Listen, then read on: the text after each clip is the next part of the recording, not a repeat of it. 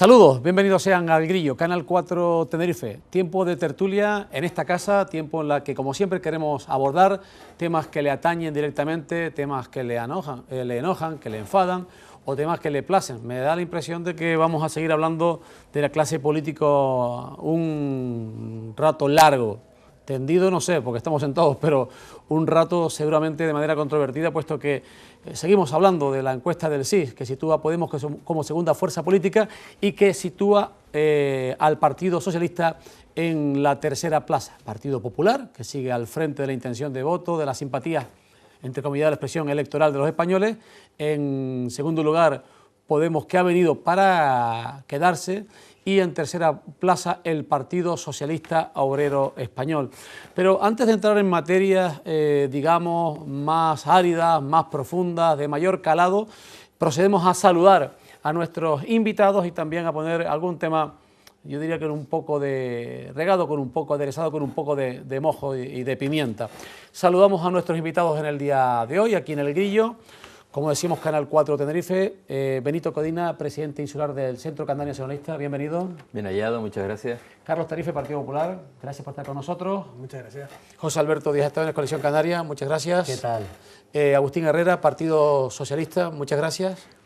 Buenas tardes. Mira, para comenzar, para desengrasar algo un poquito frívolo, no sé, porque hay gente que se lo ha tomado como una auténtica falta de respeto. Incluso la Asociación Profesional de Magistrados ha sacado una nota quejándose del término empleado por Ana Oramas, que algunos dicen que calificó de goda a la jueza que en Gran Canaria pues se decantó por una sentencia favorable en ese conflicto que se traen los vecinos de Las Palmas, de la capital de la isla hermana, con aquello de los mogollones, los bailes de carnaval, el derecho a descansar, la conciliación con el derecho al tono festivo, y hay quien dice que lo que hizo Ana Oramas fue calificarla de godada, la resolución judicial, y que incluso ha pedido disculpas. Pero bueno, ¿qué les parece las palabras pronunciadas por Ana Oramas? Yo tuve la oportunidad de escucharla ayer, incluso esta mañana la he vuelto a oír, explicando básicamente el porqué de sus palabras. Además repitiendo la excusa que ayer emitió en un programa de televisión, y la verdad es que los argumentos que dio a mí me convencieron. En primer lugar porque quienes hemos tenido la oportunidad de vivir, en mi caso, mi primer destino laboral fue en Valencia y viví las fallas, tuve la suerte incluso de ser designado fallero mayor de una de las fallas porque atendía a la mujer del presidente de la falla, también todo hay que decirlo, ¿no? Aquello no te dejan dormir durante el tiempo que dura la falla, ¿no? Además, digamos, la motivación principal es hacer el mayor ruido posible. He tenido la suerte de estar en los Sanfermines, he tenido la suerte de estar en la Feria de Sevilla. Quiero decir, el que ha estado en cualquiera de esas fiestas sabe que si nos ponemos a criticar el exceso de ruido, la sonoridad, los mogollones, se tendría que suspender todo. Entonces yo entiendo que en un momento determinado expreses tu enfado, a lo mejor con una palabra no pertinente, pero lo que queda es que hay que considerar las cosas en su contexto. Entonces, respeto la opinión de algunos vecinos que les moleste y que busquen una solución para su problema, como en su día se buscó para el caso del Carnaval de Santa Cruz, sin ir más lejos, porque también hubo una queja similar. Pero también entiendo que en esa explosión de afectividad que tenemos los canarios, y en este caso concreto la gente de Tenerife hacia nuestro carnaval, digas algo que a lo mejor no es políticamente correcto, pero que demuestra el sentir de alguien que dice que si no se entiende lo que vivimos, cómo lo sentimos, qué significa para nosotros el carnaval, te acabe molestando. Carlos. Hombre, yo soy de los que piensa que vivir en el centro de Santa Cruz o en el centro de Las Palmas tiene sus ventajas, pero también tiene sus inconvenientes, ¿no? Queda meridianamente claro que en los dos centros precisamente se congregan durante el mes de febrero estas fiestas de carnaval, y bueno, el carnaval pues genera ambiente en la calle, genera ruido, genera pues evidentemente genera movimiento, ¿no? Dicho esto, a mí sí me sorprendieron las declaraciones, porque bueno, aquí no hay una jueza que ha cogido un día, se ha levantado y ha ido a cerrar el Carnaval de Las Palmas. Aquí lo que ha habido es que hay unos vecinos que se han quejado ante la justicia, no solo del ruido, sino de determinados gastos que tenían que afrontar para de alguna manera cubrir, salvaguardar sus inmuebles, ¿no? Que están cerca, próximos a lo que ellos en Gran Canaria denominan el mogollón. A mí sinceramente, bueno, no me sorprenden las declaraciones de la señora Oramas, porque además estamos en una fase casi preelectoral Y en esta fase preelectoral, al final, el resumen es que los de Coalición Canaria dicen que son de aquí y el resto somos de fuera, ¿no? Nos tratan a los del Partido Socialista y del Partido Popular como si viniéramos de Cuenca, y yo entiendo que es una frase que está en un contexto periodo electoral donde se intenta arañar votos en un sitio donde además la presencia de Coalición Canaria es insignificante. José Alberto Díaz Esteban, cuéncame, digo, por lo de Cuenca. Por lo de Cuenca. No, yo creo, hay una parte que es pura anécdota y hay una parte que es de fondo. Yo creo que quizás la expresión no fue la adecuada, aunque se le pide a los políticos precisamente que empleemos un lenguaje coloquial y cercano a los ciudadanos. Y te voy a decir una cosa, todos los canarios sabemos distinguir perfectamente entre el peninsular y el godo. Entre el peninsular, que viene aquí a hacer su vida, a trabajar, a arrimar el hombro, a estar con nosotros, y el godo.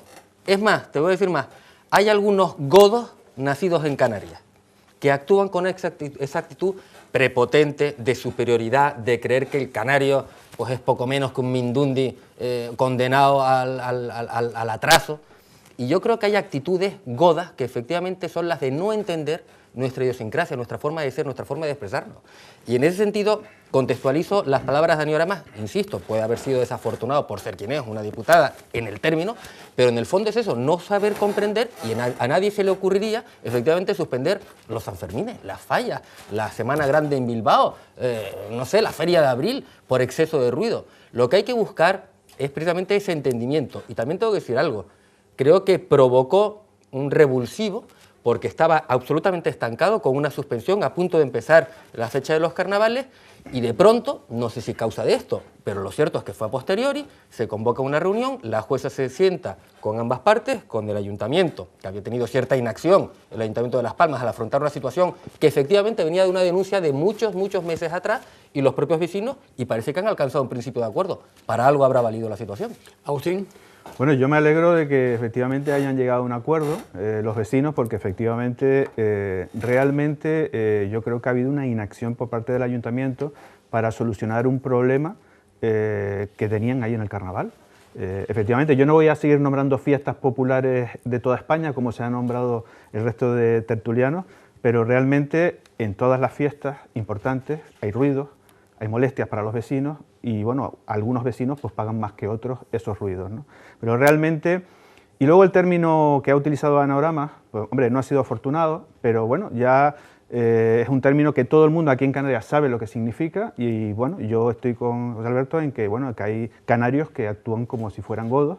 Y luego está el peninsular, que es una persona que viene aquí a colaborar con la sociedad canaria, como la mayoría, por supuesto, que vienen aquí a trabajar, a colaborar en esta sociedad y a impulsar Canarias.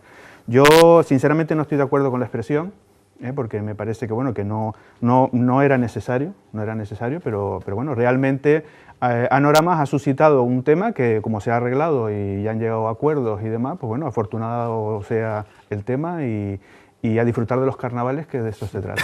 Bien, dice Folklore... Solamente un matiz, por favor. Por supuesto. Yo lo que quisiera dejar claro es que, desde mi modesto punto de vista, hay personas prepotentes, personas maleducadas, personas, digamos, con una actitud dictatorial, y hay personas educadas, personas amigables, personas muy empáticas, sensibles con los demás. Yo no les miro el carné, quiero decir, en este caso no los tildo a unos de una cosa o a otros de otra. Es decir, al fin de cuentas puedo decir si alguien me parece impresentable o si alguien me parece amigable, ¿no? Incluso encantador. También tenemos que romper quizás esos moldes, decir, no, porque este es godo, no, sino las personas son como son. Si no es una cuestión de simpatía o antipatía. Y afortunadamente hay una pléyade, bueno, desafortunadamente, pero bueno, eso es lo que hay, y por lo tanto a partir de ahí valorémoslo, a cada cual por lo que es, no de dónde procede, porque eso es malo. Eso sin duda, pero te aseguro que tú le preguntas a cualquier canario y sabe lo que es un godo. Claro. Y sabe lo que es un peninsular. Pero intentemos no reforzar ese tipo de actitudes, porque a fin de cuentas también somos un modelo y no es conveniente bajo mi modesto punto de vista, ¿no? Bien, decía, hay dos clases de canarios, dice el folclore de nuestra comunidad, de nuestra tierra. Y ahora preguntaría, ¿hay dos clases de imputados o debería distinguirse entre clases de imputados? Lo digo al hilo de la emergencia, de la perseverancia en las encuestas, de la presencia política de Podemos y los imputados, para luego desembocar en cómo están viendo los acontecimientos que rodean, están de forma presente en la figura del candidato de Coalición Canaria a la presidencia del gobierno regional, Fernando Clavijo. ¿Todos los imputados fuera o hay que ver imputaciones e imputaciones, es decir, distinguir? Se ha utilizado el término imputado como una piedra que se arroja al rival en un momento determinado, una figura jurídica que califica, yo no soy letrado, pero dentro del proceso califica a la persona y se ha utilizado como una piedra arrojadiza para intentar descalificar, hacer daño políticamente hablando. A fin de cuentas lo que ocurre es que se produce el efecto boomerang, te vuelve esa piedra y cuando te sucede a ti, como he escuchado hace pocas horas, ya dices, no, bueno, imputados siempre que no sea por corrupción, ¿no? Yo creo que en este sentido hay que darle la trascendencia que tiene. Es decir, si uno está imputado hasta que no se demuestre tu culpabilidad, pues sigues en el proceso, la desimputación se puede producir en cualquier momento y por lo tanto no podemos entrar en esa serie de matices, a no ser que, como creo que se pretende hacer en las Cortes Generales, se quiera cambiar el término por otro, ¿no? Pero insisto, lo que no me parece bien es que lo utilices como arma arrojadiza hasta que no te llegue a ti y en ese momento empiezas a poner las salvedades, ¿no? No, sí, siempre y cuando no, a todos menos a mí, eso me parece feo, ¿no? O sea que si calificamos a todos dentro de un nivel, que puede ser aquel que se sigue presumiendo tu inocencia, hagámoslo con todos, pero no en función de si es rival tuyo o si es de los míos, lo califico de una manera o de otra, porque al final yo creo que eso no es sano, ¿no? No, ni es sano ni además ayuda, yo creo. Además es una fase jurídica donde desde ese momento, desde que un juzgado pues, te imputa, puedes a partir de ahí puede empezar tu defensa. O sea, realmente es cuando tienes derecho a poder defenderte ante el tribunal de los delitos o de las acciones que se te acusen, ¿no? Yo desde luego creo que flaco favor hacemos en los partidos políticos si estos nos tiramos los trastos unos a otros. Y yo además siempre intento poner el mismo ejemplo. Yo me acuerdo cuando en este país los tránsfugas cambiaban los ayuntamientos de un lado de otro, cuando nos beneficiaba nos callábamos, cuando nos perjudicaba poníamos el grito en el cielo, y sobre esto lo que tenemos que hacer es marcar una pauta común para todos y que desde luego no se utilice una figura que además lo estamos viendo estos días. Por ejemplo, en el caso de Fernando Clavijo, pues de 4 imputaciones que tenía, de momento 2 ya han desaparecido y las otras 2 están en veremos, está todavía en esa fase de poder defenderse, ¿no? Yo sinceramente en mi partido ha habido casos de personas que han estado imputadas y desde luego lo que no hemos tomado son medidas drásticas, porque lo que hay que hacer es esperar a que la justicia actúe y a que el individuo pueda acudir al tribunal y defenderse. José Alberto. No, yo básicamente estoy de acuerdo, pero hay que entender por qué se ha producido. Yo creo que hay un clima generalizado de hastío, de cansancio, eso que se ha creado en la propia sociedad y que naturalmente buscas responsables. ¿Y a quiénes vas a poner de responsables? A los políticos. ¿Por qué? Porque son los que toman las decisiones y cuando a mí me va mal como ciudadano le echo cierta responsabilidad a los políticos. Y además es evidente que ha habido casos muy llamativos de corrupción en este país, terribles, que han castigado de manera absoluta a la confianza de los ciudadanos sobre las instituciones, sobre todo las instituciones, desde la monarquía a la política, los sindicatos, los grupos empresariales, la Iglesia, todas las instituciones parecen marcadas. Y eso ha provocado una reacción en la que parece que hay que hacer algo, lo que sea, ¿no? Claro, naturalmente dice, bueno, todos los imputados a la calle. Bueno, todos los imputados, la imputación es un estado procesal que te permite acudir con abogado en una causa. Básicamente es esto. Claro, no es lo mismo que estés imputado por una falta, un delito contra la seguridad vial, que por haber metido la mano en la lata del gofio. Es que no es lo mismo. No es lo mismo cuando hay unos indicios razonables de que lo que ha pasado es que te has, perdón por la expresión, mamado no sé cuántos millones de una institución, que lo que pasa es que tu vecino del linde de la finca de al lado discute contigo porque hay una pared medianera. No es lo mismo. Y puedes estar imputado por ambos casos. Y no es lo mismo cuando has participado en un órgano colegiado o un consejo de administración en una decisión que cuando es una decisión unipersonal en una fase ejecutiva. Y las fases procesales son las que son, después se abre juicio oral. ¿Cuál es el gran problema de este país? La lentitud de la justicia. Es desesperante. Los procesos no pueden durar 8, 10, 12, 14, 16 años. Hace muy poquito ha habido casos que han exculpado a personas que han perdido su carrera política, su carrera profesional y en algunos casos su vida personal porque ha habido una falsa imputación y no se ha resuelto hasta 16 años después. Luego, la gran asignatura pendiente que tiene este país no es tanto la política, que lo es, sino la justicia, que está absolutamente deficitaria. Agustín. Sí, yo creo que simplemente aclarar que bueno, la figura de imputado efectivamente es una persona que está siendo investigada y es un estado procesal dentro del derecho penal. Realmente abundo en la situación en donde efectivamente ha habido personas que durante años han estado imputadas y que se han muerto imputadas. Pero no solo eso, las instituciones en las que trabajaban y las decisiones que tomaron afectaron a la propia institución. al propio funcionamiento de la institución. Es decir, los funcionarios que, por ejemplo, trabajan alrededor de personas que fueron imputadas en su momento, por ejemplo, en el caso IFEM, todos los días tenían que estar con esa carga encima de decir, oye, pues vamos a tener que hacer las cosas de diferente manera, vamos a tener que tener mucho cuidado, porque si no, ¿qué puede ocurrir con estas situaciones? Que al final no se tomen decisiones, que todo el mundo se eche para atrás y diga, no, yo necesito 10 informes jurídicos, 15 informes de la audiencia de cuentas, otros 15 de la intervención de Hacienda, y entonces firmaré. Eso lleva a una parálisis administrativa total. Me refiero a lo que estamos en todos los días, es decir, en este tema, en un ayuntamiento, en donde hay un estado de alarma, en donde tienes que actuar de una manera determinada, pues tienes que hacerlo, porque los vecinos están esperando que tú actúes. Evidentemente es una situación en donde hay que clarificar. Esto no puede estar en los litigios políticos. Ahora se van a acercar las elecciones y vamos a empezar a darnos piedras unos contra otros en relación a los imputados. Eso es lo que va a ocurrir y no puede ser. Lo que hay que hacer es clarificar, explicar a las personas que un imputado es una persona que está siendo investigada y que es un estado procesal dentro del desarrollo de del derecho penal.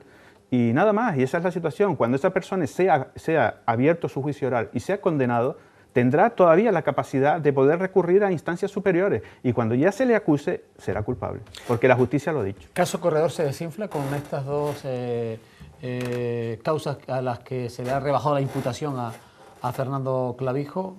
El caso Urubaser, llamar para interesarse por la situación de un trabajador y la licencia del pub Utopía.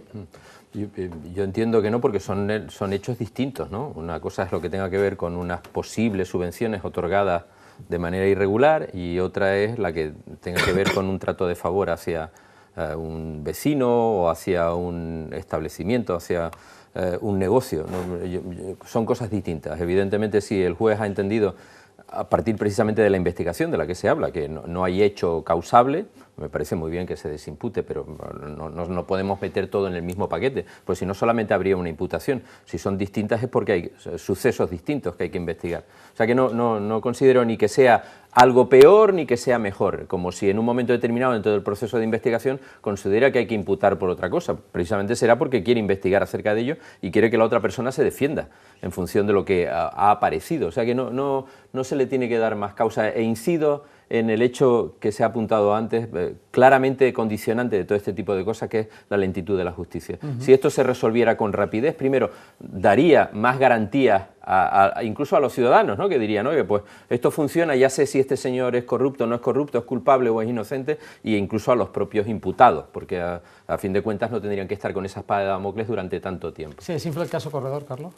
Yo no sé si se desinfla o se infla más, pero desde luego yo creo que la política no tiene que intervenir. Es una actuación judicial donde conlleva unos plazos, conlleva un... Sí, pero al hilo de esto entonces me atrevo a plantear lo siguiente. ¿Se imaginan no solamente a Fernando Clavijo, a cualquier otro imputado en juicio oral, ya abierto el proceso y declarando en un periodo electoral, al margen del lastre de la lentitud de la justicia a la que hemos venido aludiendo, ¿no? Yo quiero recordar, por ejemplo, José Manuel Soria, siendo además un responsable alto del Partido Popular de Canarias en aquel momento, pues también estuvo imputado. Fue a un juicio y se demostró su inocencia. Yo, sinceramente, creo que es totalmente compatible con ejercer la actividad política. Pero al hilo de lo que comentaba antes José Alberto y que ahora ha remarcado también Benito, de la lentitud de la justicia, yo me alegro de que en el Congreso de los Diputados haya aprobado que se ha reducido los periodos de instrucción, porque lo que no podía ocurrir es que una instrucción estuviera abierta durante 7, 8, 10 años investigando a ver si uno encontraba algo, ¿no? Y yo sinceramente creo que eso es positivo para garantizar un poco que haya cierta seguridad jurídica y que la persona además que lo sufre, pues evidentemente no sufra al desgasto personal que conlleva una imputación, pues el desgasto social que te conlleva estar constantemente en los medios de comunicación por un tema que al final, pues en muchísimos casos queda en nada, ¿no? Sí, vamos a ver, hablábamos antes de las diferentes imputaciones y si podíamos distinguir. El caso de las imputaciones achacadas a don Fernando Clavijo, ninguna de ellas es por rendimiento económico, ni lucro, ni cambio de dinero. Son por hacer gestión con los vecinos o con empresarios de su municipio en su cargo y su faceta de alcalde. Segundo, esas imputaciones surgieron a partir de unas escuchas telefónicas. No hablaremos del procedimiento donde hasta se han perdido los papeles, no se sabe quién firmó la primera... Bueno, vamos a dejar el tema, pero es para, como solemos decir aquí, para mear y no echar gota. Pero bueno, y le renuevan esas escuchas telefónicas un mes y otro mes y otro mes y un año y otro año, y después de un montón de tiempo encuentran 4 posibles imputaciones que ninguna tiene que ver con la causa original de las escuchas. Y en la primera investigación, ya 2 de ellas, el propio juez las desestima porque ve que no hay causa.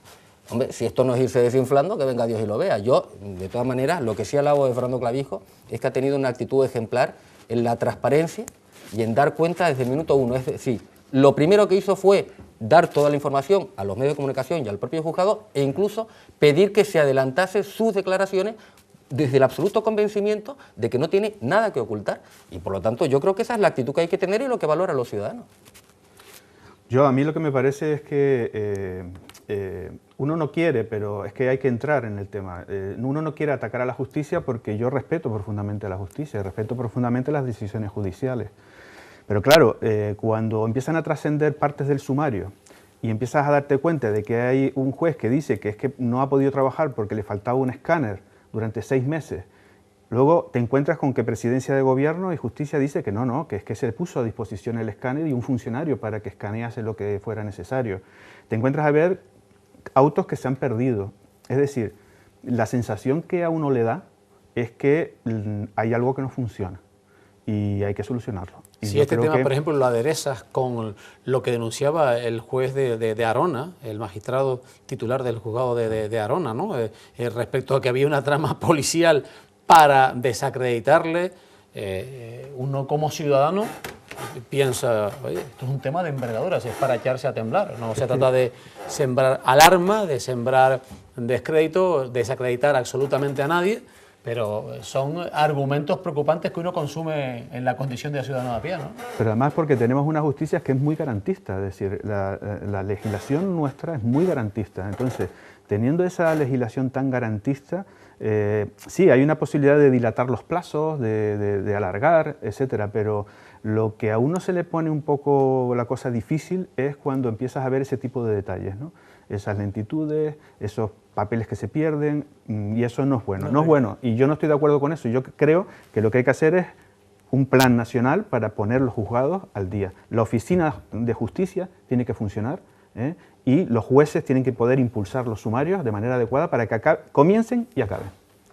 Y despolitizarla, porque lo que no puede ser es que desde los tribunales superiores territoriales, por llamarlo así, hasta el Tribunal Supremo, etcétera, al final lo que haya es una cuota, digamos, de peso político, ¿no? Porque quieras que no, es de humano pensar en un momento determinado a quién le debes tu puesto. Pero es que yo me niego a pensar eso. Es que bueno, si nos pero así... vamos a ver, es de humano, quiero decir, yo lo puedo entender. Otra cosa es que sea o no sea correcto, pero lo puedo entender. Y lo que también supongo que al final eso no te influirá en tu decisión, pero puedo entender que pienses en ello. Por lo tanto, para que no ocurra ni tan siquiera eso, ese pensamiento maledicente, lo más sencillo es que no se politice, que al final ocurra como en otros estados democráticamente muy consolidados, en la que sean los propios jueces, su gobierno, quien decida quién tiene que estar en determinado lugar en función de sus méritos, de su experiencia, de su contrastada valía. Lo otro, ya digo, siempre, aunque hagan todo lo que quieran por mantener su limpieza, su puridad, siempre caeremos en la duda de si ha tenido que ver o no algo en aquel que le puso en ese lugar. Pero si no, no seamos ingenuos. Es verdad que tenemos que sembrar confianza ante la ciudadanía, etcétera, pero cuando se dictamina al Tribunal Constitucional, es que son los propios periódicos que dicen fulanito, menganito y sutanito del PP votaron sí, menganito, sutanito del PSOE votaron no, el de Cataluña, porque era un tema catalán, votó no sé cuánto, y claro, ¿qué pasa? Que dio la casualidad de que cada uno su criterio jurídico coincidió con los criterios de los partidos. Hombre, no somos ingenuos. Estoy totalmente de acuerdo, es que la justicia politizada es otra piedra en la mochila que impide un avance de la justicia como sería deseable en este país. Es la gran asignatura pendiente de las reformas administrativas, es la justicia. Pero es que además la seguridad jurídica también es economía. Es decir, cuando hay seguridad jurídica, cuando la justicia funciona, los inversores invierten en el país. Es decir, es todo lo mismo. Por lo tanto, es un problema que tenemos que abordar y vamos a abordarlo porque no hay otro remedio. Porque si no, ese tipo de... Tú puedes hacer una inversión, en un momento determinado te cambian una legislación, no tienes el amparo judicial para defender tu posición y al final esto, pues, ¿qué hace? Pues que se retiren esas inversiones. Con las directrices de la Fiscalía General del Estado, que lo elige directamente el Gobierno, y se sabe que unos casos avanzan o disminuyen en su, digamos, aceleración en función de criterios políticos, y ha sucedido. Que la dama de la venda no... Claro. no Bueno, y eso que la no dama de queríamos... la venda levantada, un ¿no? poquito por abajo, ¿eh? Y eso que no queríamos hablar mal de la justicia, ¿No? pero claro, es que lo que ocurre cuando uno habla de la justicia yo no creo pasa que haya esto, que ¿no? hablar mal, pero sí es verdad que, bueno, en el año 78 todos nos dimos una constitución, un Estado, y el papel de los partidos políticos en aquel entonces hacía que, bueno, pues que instituciones como el Tribunal Supremo, el propio Consejo General del Poder Judicial, pues los partidos por mayoría nombraran a unos u a otros. Es cierto lo que dice José Alberto Díaz Esteban, todos los medios de comunicación sitúan fulano de tal, el magistrado del Tribunal Supremo liberal o progresista, pues opinó esto, ¿no? Es decir, yo creo que eso lírica musical, no sé tardará poquísimo en cambiar, desde mi punto de vista, porque tenemos una democracia más que avanzada. Uno de los debes del el cesado ministro, dimitido ministro Ruiz Gallardón fue precisamente eso. Sí. Recordemos Además, que él se comprometió al inicio de esta legislatura a que iba a erradicar la influencia política sobre la justicia.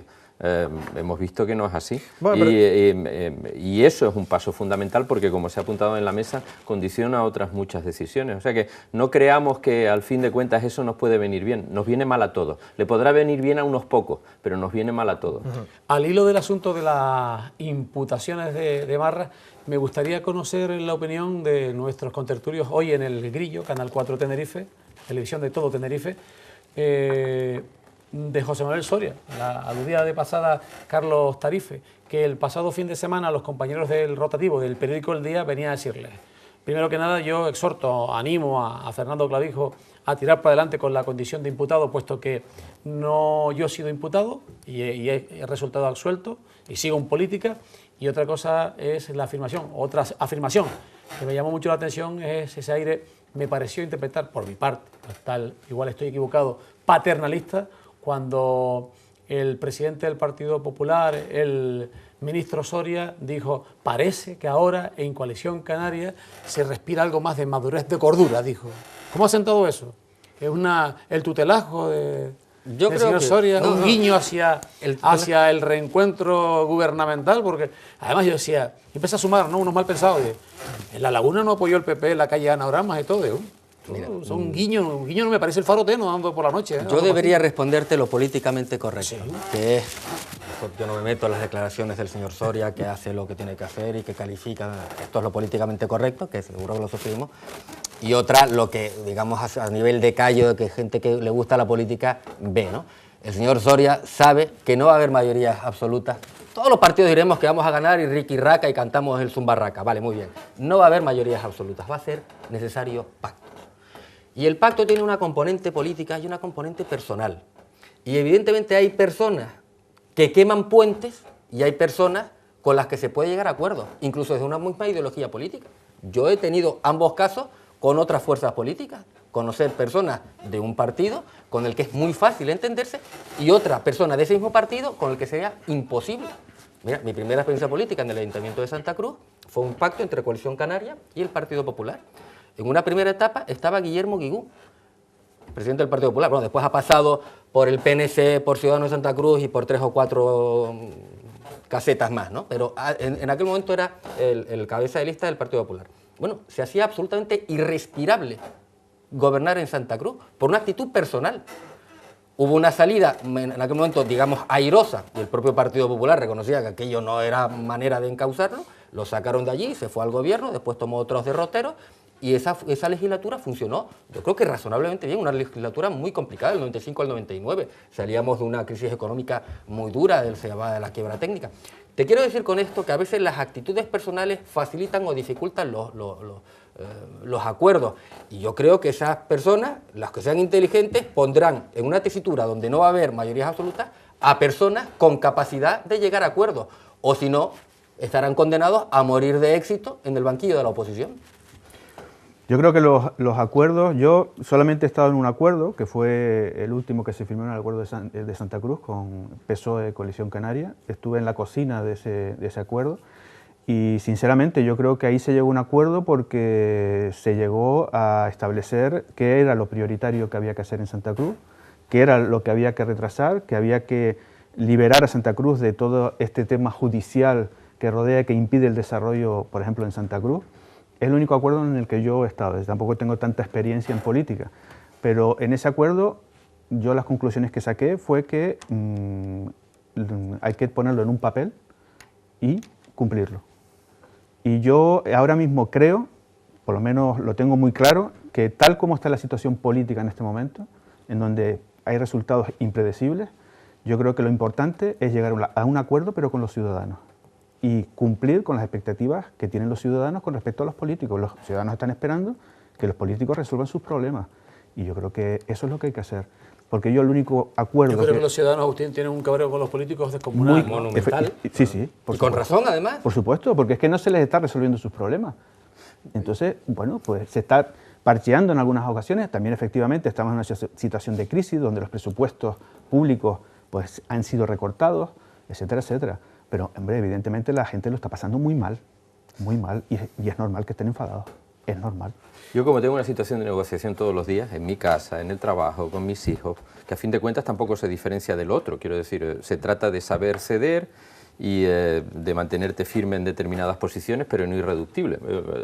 A veces el sentido común es el menos común de los sentidos, pero desde el punto de vista de un amante de la política en letras mayúsculas, yo diría que uno de los errores de los que partimos en esta situación de precampaña es que, por ejemplo, el secretario general del PSOE, Pedro Sánchez, dijera que... Pedro Sánchez está pensando en Almudena, en Susana, digo, Susana Díaz Almudena. No sé. Dije Almudena porque escribí un artículo en El País fenomenal, cierto, sobre el galimatías al que se me ha metido... Bien. Pero, Susana Díaz, pero quiero decir que expusiera públicamente que con el Partido Popular ni a la vuelta de la esquina. Eso, yo entiendo que a los ciudadanos tampoco se les puede dar eso, porque si partimos que lo importante es saber dejar las cosas por escrito, negociar, establecer las prioridades de los ciudadanos, al final parece que las siglas pesen más que los intereses de los ciudadanos, ¿no? Y eso yo creo que al final genera cierta repulsa y buscan vías alternativas. O sea, todo es posible, porque a fin de cuentas si nos fijamos en los programas electorales, yo he tenido la curiosidad de hacerlo, te das cuenta de que no difieren y cada vez más a medida que la sociedad avanza, ¿no? Y que el nivel de progreso y de bienestar avanza, con muchas lagunas, pero avanza, ves que no difieren tanto, quizás en la manera de hacerlo, pero los fines son prácticamente iguales. Entonces cuando tú ya repudias de entrada simplemente porque te apellidas de determinada manera, eso es malo. Yo creo que eso es malo y al final no beneficia al que lo propone. Y además, también, hay que decirlo, relaja al que está fuera de esa eliminación. Entonces, yo entiendo que una cosa que deberían plantearse es que aquí todo cabe, ¿de acuerdo? Siempre y cuando aquello que se plantee sea, en primer lugar, plausible, o sea, que se pueda llevar a cabo, y en segundo lugar, que suponga el compromiso de llevarlo a efecto. En estos momentos, en lo que afecta al Partido Popular y al Partido Socialista, hay una variante interesante, y es que se tienen que desmarcar, o se quiere desmarcar, y en este caso más el PSOE, porque... Pero no le dejan, ¿eh? Porque, vamos, sí, claro, pero es que la primera detrás de la oreja. Pero es que el fenómeno Podemos, que es curioso para mí, le adelanta por la izquierda, pero también por la derecha, porque a mí, lo voy a repetir un día más en esta mesa de trabajo, en esta mesa de tertulia, me llama poderosamente la atención saber que hay personas significadas del Partido Popular, otro del Partido Popular, que están en Podemos. Entonces, es una mezcolanza respetable, por supuesto, y claro, yo quiero obrar con responsabilidad. Es la sensación que a mí me transmite el Partido Socialista, pero desmarcándome del Partido Popular, porque luego está la famosa cantinela, el pareado casi, ¿no? Más que un pareado, la cantinela de PP, PSOE, la misma cosa es, por evitarme un exabrupto, algo escatológico a esta hora, en, pero es que yo creo, horarios yo creo infantiles incluso. Se ha citado a Pedro Sánchez, líder nacional del PSOE, que ha hecho unas declaraciones en un contexto determinado, en el sentido de que él no pactaría con el PP, pero claro, él no pactaría con este PP, es decir, este PP que tuvo una serie de decisiones en su gestión, de recortes, de actuaciones, ya no solo recortes económicos, sino también recortes de derechos. Pero con ese PP el PSOE no va a pactar, sí, pero, eso está muy claro.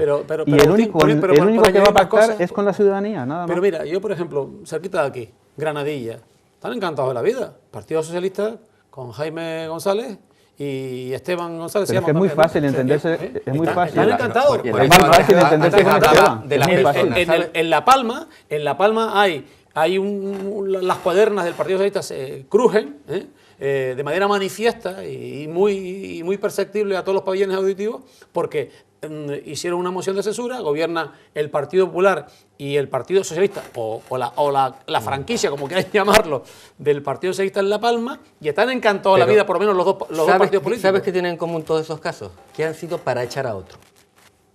No son pactos ideológicos. Eran partidos que estaban en la oposición, donde había una mayoría. En Granadilla gobernaba Coalición Canaria. Sí, y entonces, eso claro, es muy gracioso. El argumento de José Alberto es muy gracioso porque curiosamente coincide en que el otro era Coalición Canaria. Pero si todavía no he expuesto el argumento. No, sí, para echar a otro. Bueno, para echar a otro no. Está claro en qué cuando las dos formaciones políticas estuvieron de acuerdo con el PSOE y ahora en que eran para quitar a Coalición Canaria. Lo que estoy diciendo es, con lo que me refería antes, que claro, estamos acostumbrados a que se hagan las declaraciones, sobre todo en pre-campaña, a nuestras parroquias. Entonces, claro, a nuestra parroquia le dice, yo soy el mejor y contra estos nunca, jamás y tal. Y después llega la realidad, la cruda realidad, que cuando no hay mayorías hay que pactar, porque eso es la democracia. Y hemos llevado tanto tiempo con actitudes, yo creo, a mi juicio, y esto es una opinión puramente personal, tan prepotentes, que creen que eso es el liderazgo, que lo que antes era, en el espíritu del 78, una capacidad de pactar y de negociar se veía como algo tremendamente positivo, loable, sí. Hoy, cuando pactas y negocias, lo que te dice la gente es, te has bajado los pantalones. Y eso es lamentable, eso va en detrimento de la democracia. Yo con respecto... por el aislamiento de la clase política que se ha metido en la burbuja. Entonces, el pacto no lo ves como algo a favor de la sociedad, sino lo ves como la defensa del poder, como la defensa del estatus que tienen las políticas y los políticos. Eso es lo que pasa. No, pero vamos a ver, de entrada yo creo que es que nadie tiene la verdad absoluta, todos nos presentamos... No, nadie la tiene, todos nos presentamos a las elecciones, los ciudadanos te colocan en un sitio o en otro, y a partir del momento en el que acaban las elecciones, lo que hay que hacer es ir a sumar. Yo sinceramente hay veces que veo plenos municipales que se parecen más al Congreso de los Diputados que a un pleno de un ayuntamiento, donde se tiene que hablar de las cosas del piche, de las cosas de la calle, ¿no? Desde luego no creo, como digo lo de la verdad absoluta otra vez, porque es que yo tengo ejemplos de personas que dijeron que no pactarían nunca con coalición, incluso con notario, como el señor Gustavo Matos de La Laguna, y se tuvo que ir al gobierno de Canarias. No pactó con Coalición Canaria, que bajó por la autopista. Se tuvo que ir con Coalición Canaria al gobierno de Canarias. Es decir, yo sinceramente no creo en esas frases como las pronunciadas por Pedro Sánchez ni demás, ¿no? Pero lo que sí creo sinceramente es que las elecciones tienen que acabar cuando tienen que acabar. O sea, el 24 de mayo todos los ciudadanos de Canarias vamos a poder elegir a nuestros alcaldes, presidentes de Cabildo, Gobierno de Canarias, y al día siguiente, en aquellas instituciones donde no haya mayorías, hay que buscar acuerdos. Lo que no se puede es estar peleando durante 4 años y sacar rédito electoral de cada cuestión que se lleva a un pleno, ¿no? De todas maneras, permítanme 2 cuñas desde el punto de vista de la conducta de voto, que a veces se nos olvida. Primero, la gente no decide su voto cuando llega el proceso del tiempo preelectoral. De hecho, los americanos, que son muy estudiosos de eso, básicamente porque tienen decenas de miles de procesos electorales al año para elegir al sheriff o el juez o el fiscal, ellos dicen que se produce un movimiento de tierra en ese periodo final de 3-4 meses cuando se mueve un 5% de la conducta de voto, un 5%. Lo cual quiere decir que los ciudadanos deciden con mucha antelación quién ha hecho algo por ellos, ¿de acuerdo? O sea que por mucho que cantes al cielo, no quiere decir que con eso vayas a obtener un mayor rédito, salvo quizás movilizar a tus masas y ese tipo de cosas que a fin de cuentas te van a votar, hagas lo que hagas, ¿no? Y en segundo término, también es verdad que la gente, y lo estamos viendo ahora precisamente con esta serie de movimientos tildados de populistas, que la gente vota más en contra de que a favor de. ¿Cierto? Más en contra de que a favor de. Por lo tanto, en un momento determinado, cuando dicen, es que vienen aquellos, pues oiga, aquellos ni de casualidad, pues entonces me vuelvo al mío aunque tenga dudas, ¿no? Más vale malo conocido que bueno por conocer. Tengo mis dudas, en este caso tengo mis dudas. Yo estoy muy de acuerdo. Es más, yo estoy convencido de que una de las grandes potencialidades de ese fenómeno Podemos es que hay otra parte que lo está alentando porque desgasta más a su adversario que a él mismo, que le moviliza a su propio electorado que estaba bastante desmovilizado. Me refiero al propio Partido Popular. Claro, es decir, el Partido Popular le sacude a Podemos para utilizar al Partido Socialista. Tú ante el electorado polarizas y le pones al electorado que mi enemigo es, oiga, que vienen los malvados de Podemos que tienen cuernos y rabos, o yo, que soy la estabilidad, más vale malo conocido que bueno por conocer.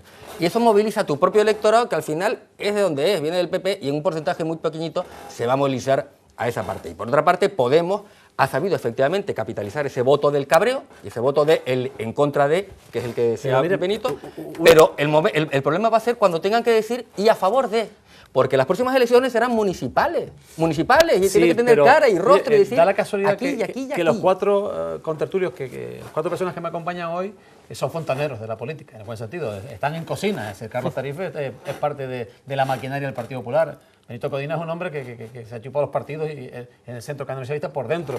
José Alberto, ya te lo voy a decir, y Agustín Herrera también es de los que se pone de fontanero y se pone de cerrajero, de carpintero y lo que haga falta. Pero ¿cómo pueden? Yo no tengo ningún interés, porque evidentemente, como todos, hay que respetar el veredicto de los ciudadanos, el pronunciamiento de la ciudadanía en las urnas, por supuesto, pero me pregunto, ¿cómo se puede intentar paliar los que tienen interés en hacerlo, el fenómeno Podemos? Porque hoy en la radio hemos vivido algo curioso. 5 contertulios, un joven de Podemos y 4 contertulios. El resto. Le metieron una solfa al de Podemos espectacular, pero el efecto, ahora está muy de moda los WhatsApp en la radio, el efecto era el de rebote. Es decir, la gente decía, lo están linchando, coinciden porque están defendiendo su estatus, no lo dejan hablar, lo están matando, esto es una no tertulia, esto es manipulación. Decía, manipulación no, porque aquí está este señor diciendo lo que puede, eso sí, con 4 posturas prácticamente coincidentes, ¿no? Estaba Fernando Ballesteros, estaba José Alberto, estaba Maite Pulido del Partido Popular y Javier Abreu del Partido Socialista. Y claro, le van metiendo y lo que hace la gente es, cuanto más le mete, más se multiplica el efecto Podemos. También, permíteme un matiz, hay que ver quién es aquel que está al otro lado de las redes, es decir, con eso. Cuando analizamos el electorado de Podemos, es un electorado, curiosamente, al contrario de lo que piensan algunos, de un cierto nivel educativo, formativo, con mucho manejo de las nuevas tecnologías, eso está estudiado. ¿Estás hablando de manipulación de manera...? No, estoy hablando de tu expresión. No, porque yo siempre decimos lo de la mayoría silenciosa. Porque yo sí voy a decir algo, al respecto. Yo lo aprecio en las redes, A mí me gusta estar en las redes, pero sobre todo en calidad de espectador. Me gusta ver la reacción de la gente. Y yo sí, lo que sí veo, yo entiendo el complejo de persecución que puede tener Podemos. Lo entiendo. Pero yo estoy viendo que cuando alguien se atreve en las redes a criticar a Podemos, agüita, Le cae una somanta de palo. Yo digo, métete en el muro, pero del muro no, en el búnker, porque te dan.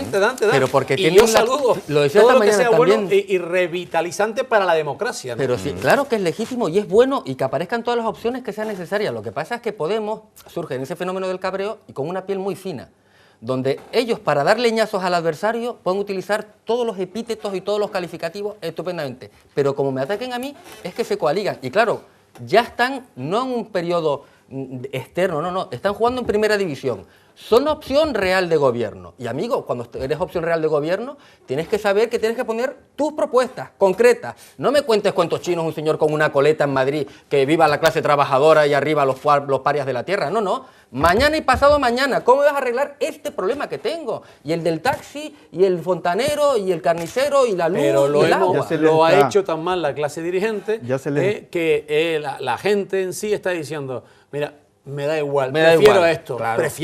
esto yo no lo digo de manera despectiva, No, prefiero esto claro. porque mira, ya estos me los conozco, me los sé de memoria. Y encima todavía, en los procesos llamados regenerativos de los partidos, hay quien está enrocado y no lo saca ahí, vamos, como una morena pintada de la canción de los sabandeños, bonita pintada, que viene el macho y te come la carnada y sale para arriba, vamos. De todas maneras, ya y tengo tambores. en redes ya se nota que hay una tendencia para también criticar ciertas cosas de Podemos. Ya Monedero no es monedero, es billetero.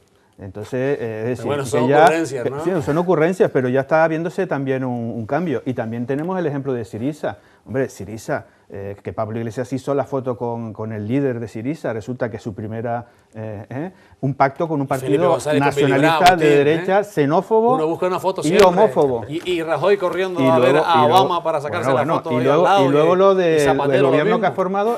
formado Syriza, hombres exclusivamente, pero bueno, ¿dónde está la igualdad? Es decir, ya se les está viendo la patita. Por lo tanto, Pablo Iglesias haría bien en saber con quién se junta, porque se ha propiciado, él quería una similitud con Syriza y mira por dónde le ha venido.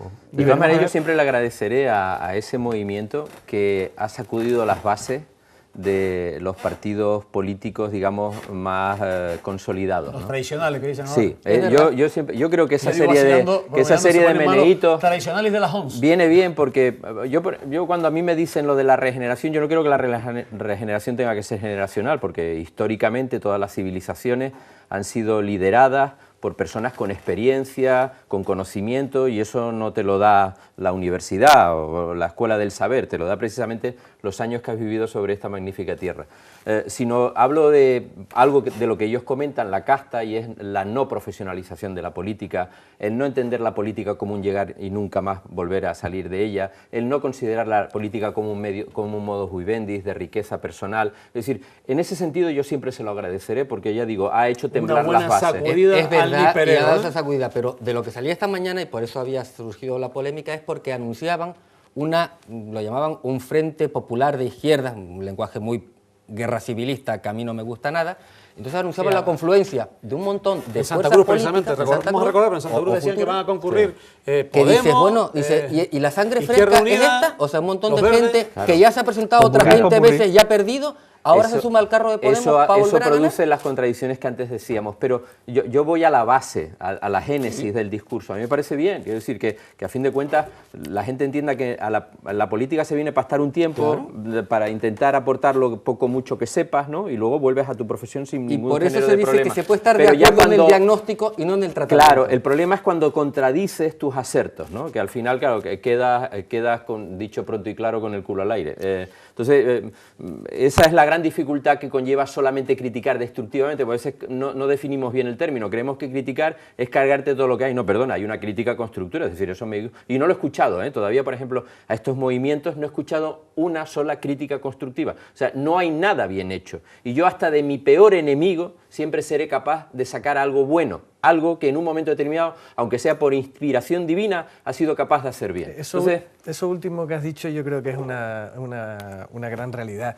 Es decir, a mí lo que me sorprende del discurso de esta nueva formación política es la negatividad sobre 30 y pico años de democracia. Oye, es que en España se han hecho muchísimas cosas bien.